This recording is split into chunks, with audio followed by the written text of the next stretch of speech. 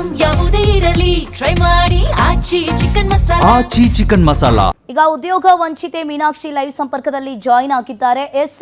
ಮೀನಾಕ್ಷಿ ಅವರೇ, ಇಲ್ಲಿ ಒಂದ್ ಕಡೆ ನೋಡ್ತಾ ಇರಬಹುದು, ಈಗಾಗಲೇ ಬಗೆದಷ್ಟು ಬೆಳಕಿಗೆ ಬರ್ತಾ ಇದೆ ಕೆಪಿಎಸ್ಸಿ ಅಕ್ರಮದ ಸರಮಾಲೆ ಅಂತಾನೆ ಹೇಳ್ಬೋದು. ಕೆಪಿಎಸ್ಸಿ ಅಕ್ರಮಕ್ಕೆ ಈಗ ಒಂದ್ ಕಡೆ ಪರೀಕ್ಷಾ ಪ್ರಾಧಿಕಾರವೂ ಕೂಡ ಸಾಥ್ ಕೊಡ್ತಾ ಅನ್ನೋ ಪ್ರಶ್ನೆ ಈಗ ಎದ್ದಿರುವಂತದ್ದು. ಏನ್ ಹೇಳ್ತೀರಾ ಇದ್ರ ಬಗ್ಗೆ ನೀವು? ನಮಸ್ತೆ ಮ್ಯಾಮ್. ನಮಸ್ತೆ. ನನ್ನ ಹೆಸರು ಮೀನಾಕ್ಷಿ ಅಂತ, ಚಿಕ್ಕಬಳ್ಳಾಪುರ ಮೂಲದವರು ನಾವು. ಓಕೆ. 2015-16 ನೋಟಿಫಿಕೇಶನ್ ಅಲ್ಲಿ ಕೆಇ ಕಡೆಯಿಂದ ಪಿಡಿಒ ಮತ್ತು ಸೆಕ್ರೆಟರಿ ಗ್ರೇಡ್ 1 ಒಂದು ಹುದ್ದೆಗಳಿಗೆ ಕಾಲ್ಫರ್ ಮಾಡಿರ್ತಾರೆ. ಅಲ್ಲಿ ಎಕ್ಸಾಮ್ ಬರೆದು ಡಾಕ್ಯುಮೆಂಟ್ ವೆರಿಫಿಕೇಶನ್ ಆಗಿ ಲೀಸ್ಟ್ ಅಲ್ಲಿ ಕೂಡ ಬಂದಿರ್ತೀನಿ. ಆದ್ರೆ ನನಗೆ ಬರುವಂತಹ ಒಂದು ಹುದ್ದೆಯನ್ನ ಅಕ್ರಮವಾಗಿ ನನ್ನ ಹೆಸರಿಗೆನೆ ಫೇಕ್ ಡಾಕ್ಯುಮೆಂಟ್ಸ್ ಅನ್ನ ಕ್ರಿಯೇಟ್ ಮಾಡಿ ಸರ್ಕಾರದವ್ರು ಏನಿದೆಯಾ ಡಿಪಾರ್ಟ್ಮೆಂಟ್ RDPR ಡಿಪಾರ್ಟ್ಮೆಂಟ್ ಅವರು ಹುದ್ದೆಯನ್ನ ಮಾರಾಟ ಮಾಡಿದ್ದಾರೆ.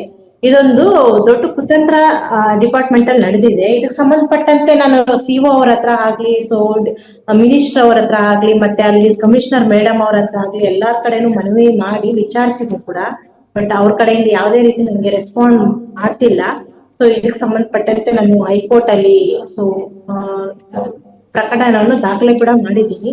ಈಗ ಕೋರ್ಟ್ ಅಲ್ಲಿ ಕೇಸ್ ನಡೀತಿದೆ. ಅದು ಏನು ರಿಸಲ್ಟ್ ಬರುತ್ತೆ ಅನ್ನೋದು ಕಾದು ನೋಡ್ಬೇಕಾಗುತ್ತೆ.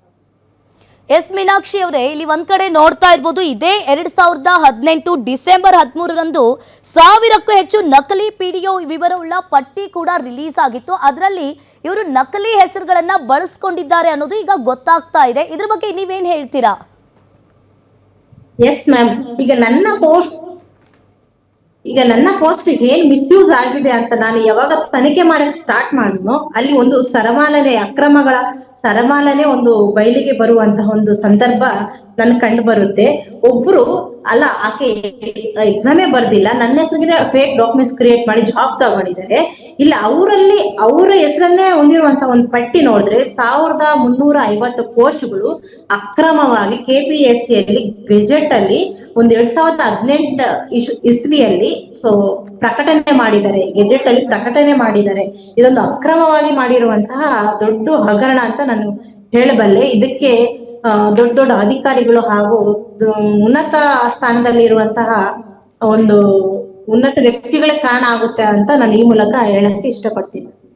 ಎಸ್ ಮ್ಯಾಮ್, ಇನ್ನೊಂದ್ ಕಡೆ ನೀವು ನೋಡ್ತಾ ಇರ್ಬೋದು, ಒಂದ್ ಕಡೆ ನಕಲಿ ಹೆಸರಿನ ಬೇರೊಬ್ಬ ಅಭ್ಯರ್ಥಿಗೂ ಕೂಡ ನೇಮಕಾತಿಯನ್ನ ಒಂದ್ ಕಡೆ CEO ಆದೇಶವನ್ನ ಮಾಡಿದ್ರ ಹಾಗಾದ್ರೆ ಅನ್ನೋ ಪ್ರಶ್ನೆ ಈಗ ಎದ್ದಿರುವಂತದ್ದು. ಇದ್ರ ಬಗ್ಗೆ ನೀವೇನ್ ಹೇಳ್ತೀರಾ? ಇದ್ರ ಬಗ್ಗೆ ನೀವೇನ್ ಕ್ರಮ ತಗೊಳ್ತೀರಾ? Yes ma'am. ಈಗ ಒಂದು ನೇಮಕಾತಿ ಪ್ರಾಧಿಕಾರ CO ಬರ್ತಾರೆ. ಪ್ರತಿಯೊಂದು ಜಿಲ್ಲೆಯ CO ಅವರು ನೇಮಕಾತಿ ಪ್ರಾಧಿಕಾರ ಒಂದು ಆರ್ಡರ್ ಕಾಪಿ ಇಶ್ಯೂ ಆಗ್ಬೇಕಂದ್ರೆ CO ಅವರ ಸಿಗ್ನೇಚರ್ ಬೇಕೇ ಬೇಕಾಗಿರುತ್ತೆ.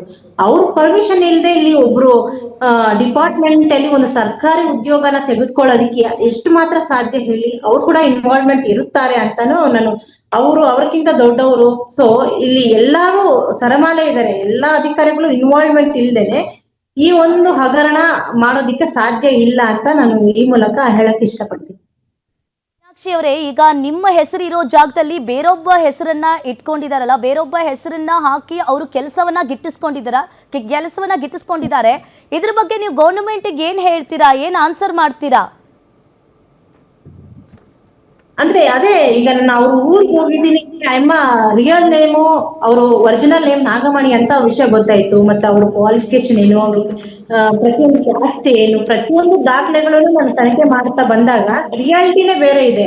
ಅವ್ರದ್ದು ಎಜುಕೇಶನ್ ಪ್ರತಿಯೊಂದು ಬೇರೆ ಬೇರೆ ಇದೆ.